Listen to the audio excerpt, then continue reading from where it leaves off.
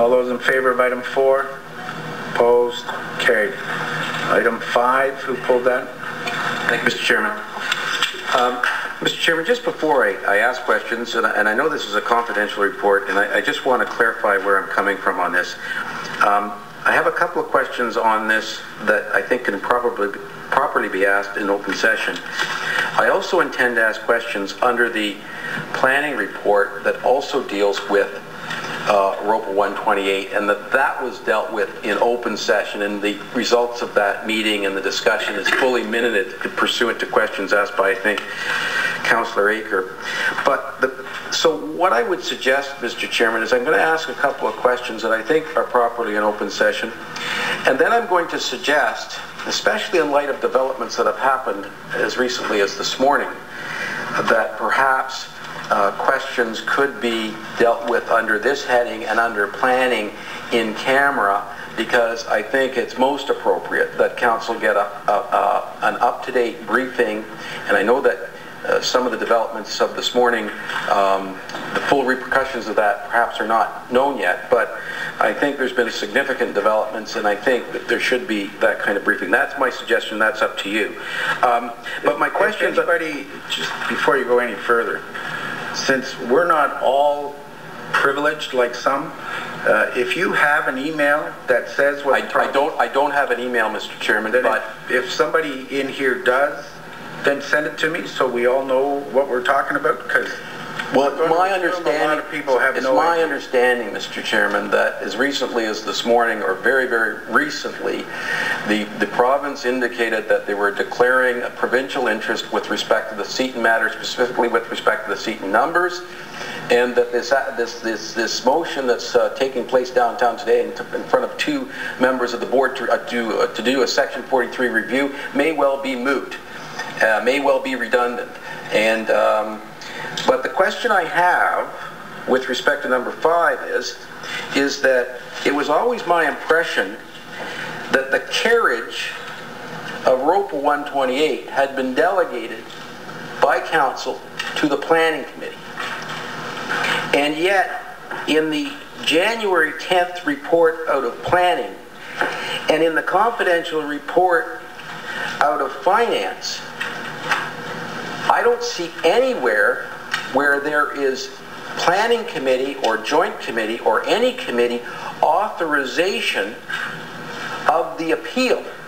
I understand that staff dealing with a matter during a council recess, namely the Christmas break, and time limitations running, had to take the necessary steps to preserve that right. But I don't see anywhere where a committee, and presumably it should have been Planning, said we felt this appeal rate should be preserved. We've done that.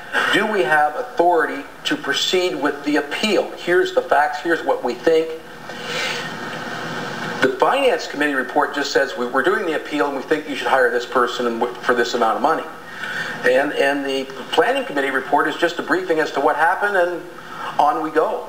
So I'm very, very concerned, Mr. Chairman, just as a matter of process, that not only are these very, very significant decisions not coming back to Council, which I really think they should, but apparently aren't even going back to the committee that was delegated with the authority to handle this.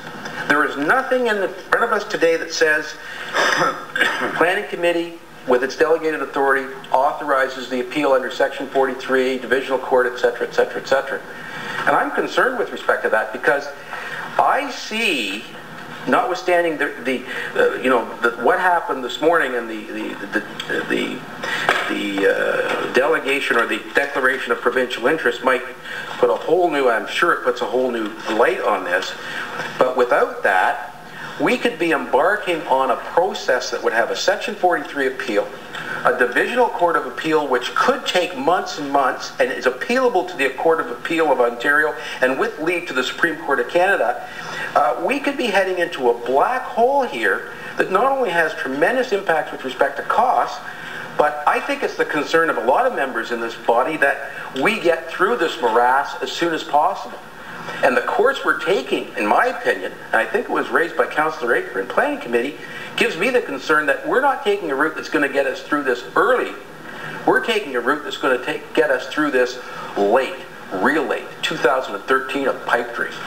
So I have a number of other questions, Mr. Chairman, including questions to legal staff with respect to this morning's developments.